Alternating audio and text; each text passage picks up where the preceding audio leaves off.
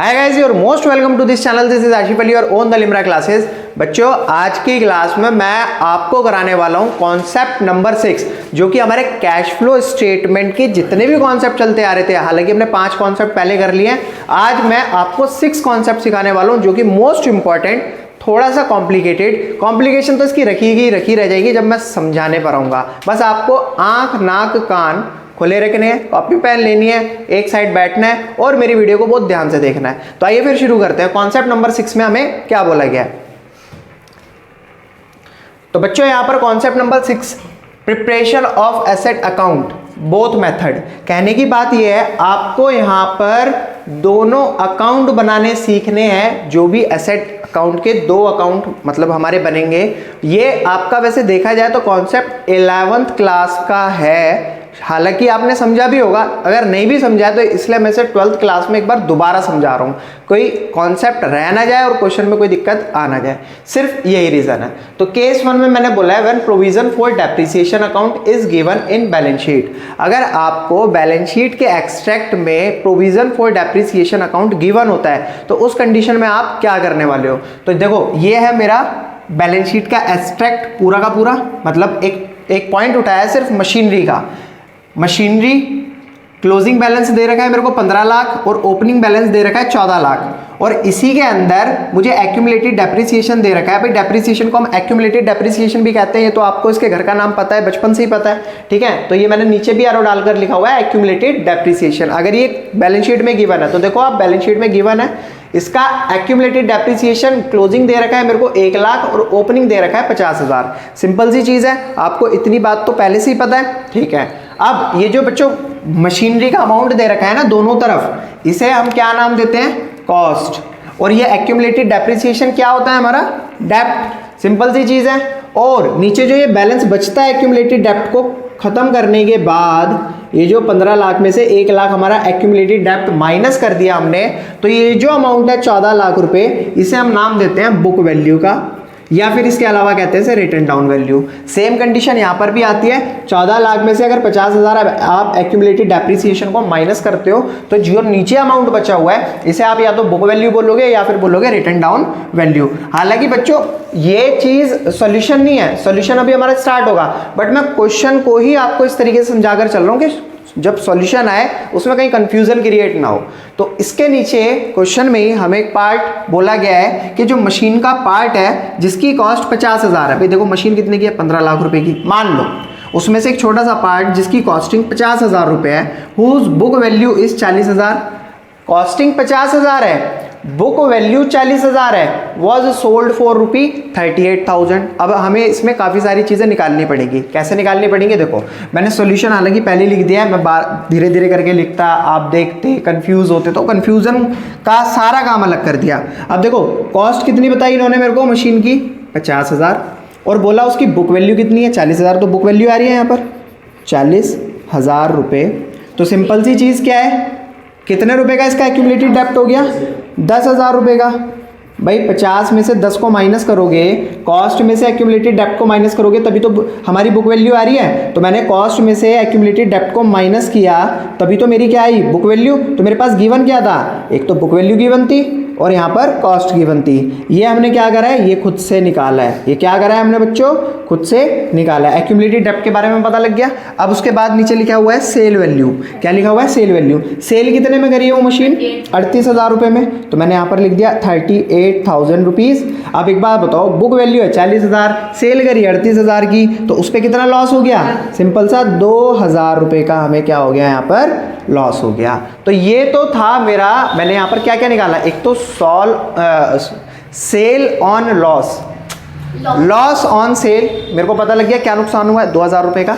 और मैंने क्या निकाला है यहाँ पर, एक्यूमुलेटेड डेप्ट। अब बच्चों, क्या आपने 11th क्लास में ये तो पढ़ा था, इसके साथ साथ आपने मशीनरी अकाउंट भी बनाया था और एक अकाउंट बनाया था PFD अकाउंट, आपको शायद याद हो, आप अच्छे बच्चे हो, शायद याद ही होगा।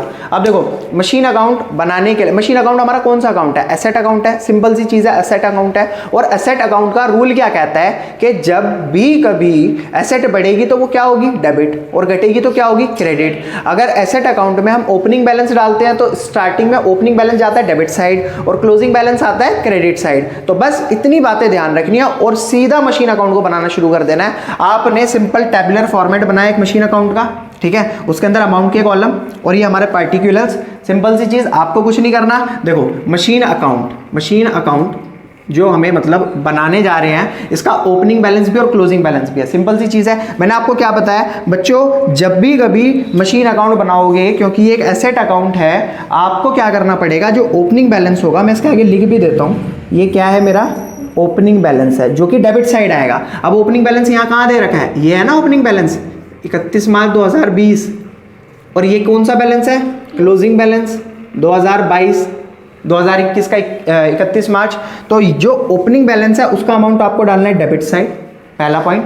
सेकंड पॉइंट, जो आपका क्लोजिंग बैलेंस है उसका ही मशीन का, वो आपको डालना है क्रेडिट साइड, ये क्लोजिंग बैलेंस है।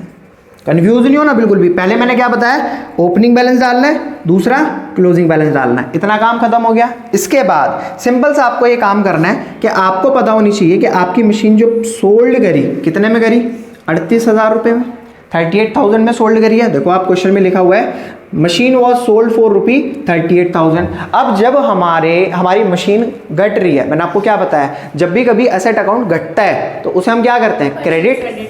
तो यहाँ पर क्या हुआ है, ये सोल्ड जो करा है हमने वो कितने का करा है, 38,000 का, यानी कि मशीन घट रही है तो मैं किस साइड दिखाऊंगा इसको, क्रेडिट साइड। और किस नाम से दिखाऊंगा, बाई बैंक अकाउंट। क्यों दिखाया मैंने, क्योंकि यहाँ पर हमारी मशीन सोल्ड हुई है। कितने रुपए की सोल्ड हुई है, 38,000 की। ये इन्फॉर्मेशन हमारे पास क्वेश्चन में ही थी। फिर उसके बाद आ जाओ, अब बच्चों इस मशीन को बेचने के लिए आपने क्या प्रॉफिट एंड लॉस अकाउंट में मतलब लॉस दिखाया है, प्रॉफिट दिखाया। तो सिंपल सी चीज़, हमारा तो 2,000 का लॉस आया था तो मैंने 2,000 रुपये को लॉस के नाम से दिखा दिया।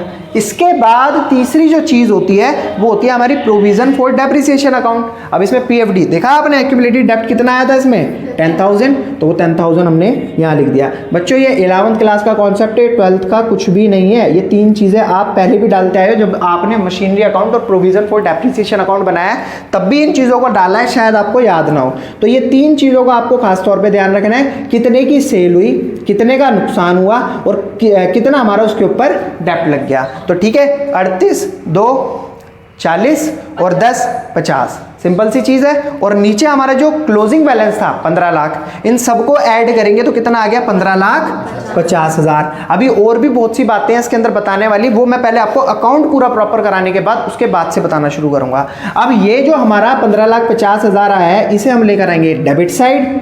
अब भाई उधर का ज़्यादा है तो इधर ही लाना पड़ेगा, क्योंकि यहाँ तो 14 लाख है। और इसके अलावा गेन हमें कुछ भी नहीं हुआ, इसलिए मैंने 00 लगा दिया। अब गेन होता तो मैं यहाँ पर लिखता गेन, फिर वहाँ पर लॉस की कंडीशन में कुछ नहीं आता। 15 लाख में से मैं 14 लाख को, 15,50,000 में से 14 लाख को माइनस करूंगा तो मेरा क्या आएगा, 1.5 लाख रुपए। अब ये बच्चों 1.5 लाख रुपए क्या है, ये 1.5 लाख रुपए क्या है, ये 1.5 लाख है बेटा मेरा एक बैलेंसिंग फिगर, जिसे मैं किस नाम से दिखाता हूं, मशीन के debit side to bank account के नाम से। और इसका मतलब होता है अगर यहां बैलेंस बच रहा है, आपने मशीन परचेज करी है, आपने कहीं ना कहीं मशीन जो है और भी परचेज करी है, तो ये बताता है हमें हमारी फॉर्म के अंदर कैश का इनफ्लो हो रहा है या आउटफ्लो हो रहा है। अब एक बात बताओ छोटी सी, हम मशीन परचेज करते हैं तो क्या होगा, पैसा जाएगा, और पैसा जाएगा तो कौन सी कंडीशन में आएगा, कैश के आउटफ्लो की कंडीशन में आएगा। तो यहां पर क्या हो रहा है, आउटफ्लो हो रहा है। अगर बैलेंस हमारा यहां पर बचता, अगर बैलेंस हमारा यहां पर आता तो इसका मतलब क्या होता, हमने मशीन सोल्ड करी है। और सोल्ड करने का मतलब ये हो गया कि हमने कहीं ना कहीं हमारी फर्म के अंदर कैश का इनफ्लो हुआ है। तो यहां पर देखकर पता लग गया आपको, यहां पर क्या हो रहा है, कैश का आउटफ्लो हो रहा है। अब इसमें कुछ पॉइंट ऐसे हैं जो आपको देखते के साथ ही याद आ जाएंगे, पिछली क्लास के क्वेश्चन में हमने करे हैं और कॉन्सेप्ट में भी हमने समझे हैं कि यहाँ पर कौन सी चीज़ हम कहाँ ऐड करते थे और कहाँ लेस करते थे। भाई सबसे पहली चीज़, हम कोई चीज़ को सोल्ड कर रहे हैं, मैंने बोला ना बाई बैंक अकाउंट, जब हम सोल्ड करते हैं तो ये एंट्री डालते हैं। जब हम किसी चीज़ को सोल्ड करते हैं तो हम क्या करते हैं, इन्वेस्टिंग एक्टिविटीज़ में उनको ऐड करते हैं। आपको याद आ गई होंगी बातें, जितनी चीज़ें सोल्ड हो रही है यानी कि पैसा आ रहा है, तो इन्वेस्टिंग एक्टिविटीज में वो पैसा आना यानी कि ऐड हो रहा है हमारा। और जितनी चीजें हम परचेज कर रहे हैं, इसका मतलब पैसा जा रहा है, पैसा जाने से क्या हो रहा है, इन्वेस्टिंग एक्टिविटी में माइनस हो रहा है। ठीक है, क्योंकि पैसा जा रहा है, इन्वेस्टिंग एक्टिविटी में से हम माइनस कर रहे हैं। तो यहां पर हमें क्या करना है, इस पॉइंट को, जब हमने यहां पर मशीन सोल्ड करी और पैसा आया तो इसे इन्वेस्टिंग एक्टिविटी में ऐड करा, क्लियर है। दूसरी चीज, अगर मुझे कोई नुकसान होता है, अगर मुझे कोई नुकसान होता है, आपने पढ़ा होगा ऑपरेटिंग एक्टिविटी में प्रॉफिट फॉर द ईयर, उसमें पी एंड एल का भी एक ऑप्शन आता था। अगर हमें लॉस होता था तो हम उसे करते थे ऐड, और अगर प्रॉफिट होता था तो उसे हम करते थे माइनस। तो यहां पर देखो, इसे ऑपरेटिंग एक्टिविटी में क्या करना है, हमें ऐड करना है। ये पॉइंट्स ध्यान रखने वाले हैं, क्वेश्चन के अंदर काम जरूर आएंगे आपके। अब आती है बात एक्यूमुलेटेड डेप्रिसिएशन की, इसको तो हटा दो, इसको छोड़ दो, अभी इससे कोई लेना देना नहीं है हमारा, ठीक है। ये हमारा एक्यूमुलेटेड डेप्रिसिएशन है, ठीक है। ये जो बैलेंस है, ये बैलेंस है, इस बैलेंस का भी अभी कोई लेना देना नहीं है। यहाँ पर भी ये हमारा, हमें पता ही, ये तो कॉस्ट है हमारी, ये जो बैलेंस है ये तो कॉस्ट है हमारी, मशीन की कॉस्ट है 15 लाख और 14 लाख, ये तो कॉस्ट है हमारी। इसके बाद आता है स्टेटमेंट ऑफ P&L। अगर जैसे यहाँ पर लॉस हुआ और मैंने क्या करा, ऑपरेटिंग एक्टिविटी में ऐड कर दिया, अगर फायदा हो जाता तो मैं ऑपरेटिंग एक्टिविटी में से माइनस कर देता। सिंपल सा पॉइंट है। टू बैंक, अगर हम कोई मशीन परचेज कर रहे हैं, अगर हम कोई मशीन परचेज कर रहे हैं तो इसका मतलब कैश फ्लो, कैश का आउटफ्लो हो रहा है। देखो यहां पर हमने क्या रखा था, सेल करी थी तो इन्वेस्टिंग एक्टिविटी में हमने ऐड कर दिया, यहां परचेज करिए तो हमें इन्वेस्टिंग एक्टिविटी में से माइनस करनी पड़ेगी। तो ये छोटी छोटी बातें आपको ध्यान रखनी है। ये अकाउंट आपने पहले भी बनाया हुआ है, 11th क्लास में कई बार बनाया हुआ है, यहां पर सिर्फ रिवीजन मैंने करा दिया है। अब बात आती है बच्चों, इसके अलावा हमारा जो PFD अकाउंट बनता है, जिसे हम कहते हैं प्रोविजन फॉर डेप्रिसिएशन अकाउंट। हालांकि मैंने यहाँ शॉर्ट फॉर्म में लिखा हुआ है, बट आपको क्या करना है, पूरा लिखना है। अब ये किस नेचर का है, लायबिलिटी, एक तरीके की लायबिलिटी होती है, और लायबिलिटी को आपको पता ही है, जो भी ओपनिंग बैलेंस होता है वो क्रेडिट साइड जाता है और जो क्लोजिंग बैलेंस होता है वो डेबिट साइड जाता है, यानी कि बिल्कुल इसका उल्टा, आपके एसेट अकाउंट का बिल्कुल उल्टा होता है। अब इसके अंदर आप क्या क्या चीजों पे ध्यान देते हो, PFD अकाउंट जब आपने 11th क्लास में बनाया था तो आपने किन किन बातों पे ध्यान दिया था। सबसे पहला काम, ये जो मशीनरी अकाउंट मैंने यहां पर लिखा है और उसके आगे 10,000 रुपए लिख दिया, ये कहां से आया भाई बच्चों। आपने अभी क्या करा, मशीन अकाउंट प्रिपेयर करा, यहां पर देखा PFD डाला था, इसी को ही आपको क्रॉस ट्रांसफर करना होता है PFD अकाउंट में सबसे पहले। अब PFD अकाउंट के अंदर PFD के नाम से तो आप लिखने वाले हो नहीं, तो आप किसके, मतलब PFD अकाउंट में जो आपको यहां पर दे रखा है प्रोविजन फॉर डेप्रिसिएशन यानी कि एक्यूमुलेटेड डेप्रिसिएशन, इसे आप लिखोगे कौन से अकाउंट में लिखा हुआ है, मशीन अकाउंट में लिखा हुआ है नहीं, तो इसे आप PFD अकाउंट में डेबिट साइड ले जाओगे और लिखोगे टू मशीनरी अकाउंट के नाम से 10,000 रुपीज। बस इतना सा काम था इसके अंदर करना।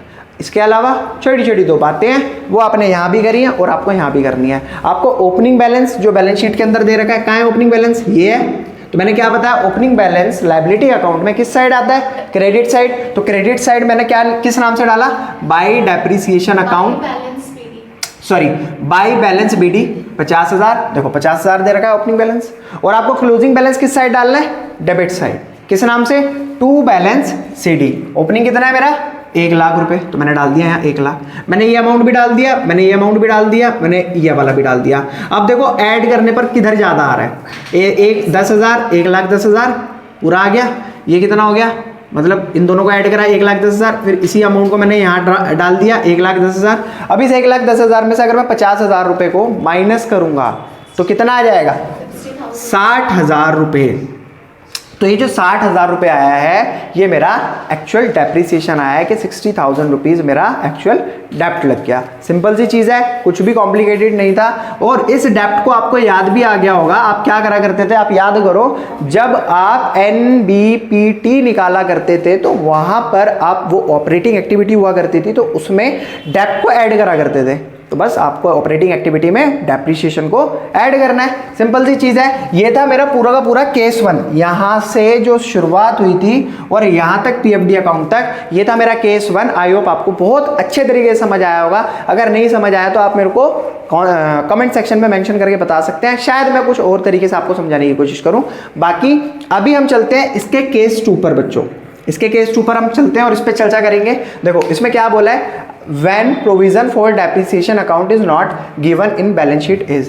अब अगर आपका PFD यानी कि प्रोविजन फॉर डेप्रिसिएशन यानी कि एक्यूमुलेटेड डेप्रिसिएशन यानी कि डेप्रिसिएशन आपका गिवन नहीं है बैलेंस शीट एक्सट्रैक्ट में, तो उस कंडीशन में आप क्या करने वाले हो भाई। देखो पहले गिवन था, एक्यूमुलेटेड डेप्रिसिएशन दे रखा था बैलेंस शीट के अंदर, इस बार नहीं दिया।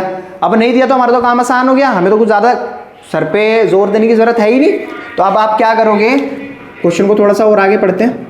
अ पार्ट ऑफ मशीन जिसकी कॉस्टिंग थी 1 lakh, whose accumulated depreciation charge was 20,000 रुपये। इन्होंने दोनों बातें बता दी, मशीन की कॉस्ट भी बता दी और एक्यूमुलेटेड डेप्ट भी बता दिया। उसको सोल्ड करा हमने कितने का, 76,000 रुपये का। Depreciation charge during the year, पूरे साल का जो डेप्रिसिएशन है, पूरे साल का डेप्रिसिएशन कितना है, 1,20,000। कुछ भी मुश्किल नहीं है, अब आपको सिंपल सा आना है। आपने लिखी कॉस्ट कितनी है, 1 लाख, ठीक है। से एक्यूमुलेटेड डेप्ट कितना बताया इन्होंने, 20,000 रुपये, मैंने एज इट इज छाप दिया यहाँ पर। बुक वैल्यू, बुक वैल्यू कैसे निकलेगी बच्चों, सिंपल सी चीज़ है, 1 लाख रुपए की कॉस्ट, 20,000 का डेप्ट, तो बुक वैल्यू कितनी हो गई भाई, 80,000 हो गई ना। अगर आप एक्यूमुलेटेड डेप्ट को हटा देते हो उसकी कॉस्ट में से, तो आपकी बुक वैल्यू कितनी आई, 80,000 रुपये। मगर उस 80,000 की बुक वैल्यू वाली मशीन को आपने कितने का सेल कर दिया, 76,000 का। तो इसका मतलब लॉस कितने का हो रहा है आपको, 4,000 रुपये का। बस अब मैंने क्या करा है, मशीनरी अकाउंट बना, पूरा का पूरा ऐसे ही उठाकर छाप दिया है यहाँ पर, कुछ भी अलग नहीं करा है, बस आपको फिगर लिखनी है। अब सबसे पहला काम क्या बताया मैंने, ओपनिंग और क्लोजिंग को डालते हैं। मशीनरी अकाउंट में जो ओपनिंग होता है वो मेरा डेबिट साइड आता है, और ओपनिंग यहाँ पर क्या है, ये ओपनिंग है और ये क्लोजिंग है। तो बच्चों ये जो 31 मार्च 2020 का अमाउंट है, ये ओपनिंग बैलेंस है, तो मैं यहाँ पर डाल दूंगा कितना है, 17 लाख रुपए। और क्लोजिंग मेरा कहाँ चला जाएगा, बाय बैलेंस शीट ही कितना है, 28 लाख रुपए। सिंपल सा काम। अब इसके अलावा आपने क्या करा, मशीन को सोल्ड करा था कितने रुपए का, यहां पर मैं लिख देता हूं आगे ब्रैकेट में, सोल्ड कितने का करा है, 76,000 रुपीज का। कुछ भी मुश्किल नहीं है। इससे अगला पॉइंट, मेरे को लॉस कितने का हुआ, देख लो 4,000 रुपए का लॉस हुआ है, लिख दो यहां पर 4,000 रुपए, सिंपल सी चीज। अब यहां पर बाय डेप्रिसिएशन में आप क्या लिखोगे, 1,20,000 रुपीज। अब इन सबको ऐड करोगे तो कितना आ जाएगा, 30 लाख रुपए। 30 लाख को इधर भी लेकर आओगे, 30 लाख को इधर भी लेकर आओगे, और इस 30 लाख में से क्या कर दोगे, 17 लाख को माइनस, तो जब कितना आएगा, 13 लाख रुपए। इसका मतलब आपने क्या करा है, और मशीन परचेज करी है। अब इसके छोटे छोटे से पॉइंट जो मैंने आपको पहले भी बताए थे भाई, सिंपल सी चीज़ है। ये क्या थी, बुक वैल्यू, ये क्या थी, ये भी बुक वैल्यू थी, कहाँ गया ये भी बुक वैल्यू थी, सिंपल सी चीज़ है ना।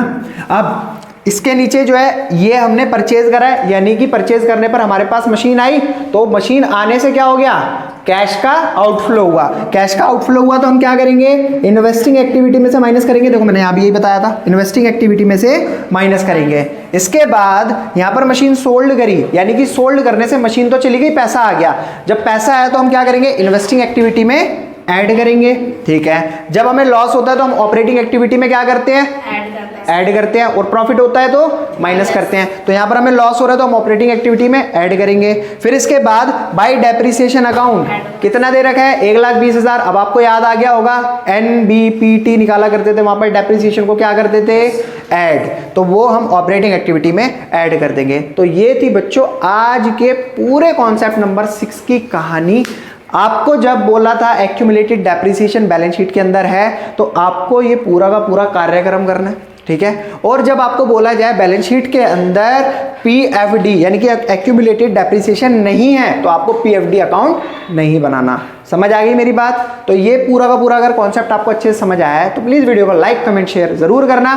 फिर मिलूंगा मैं आपसे अगली वीडियो में कॉन्सेप्ट नंबर 7 और 8 के साथ। तब तक के लिए टाटा एंड बाय बाय।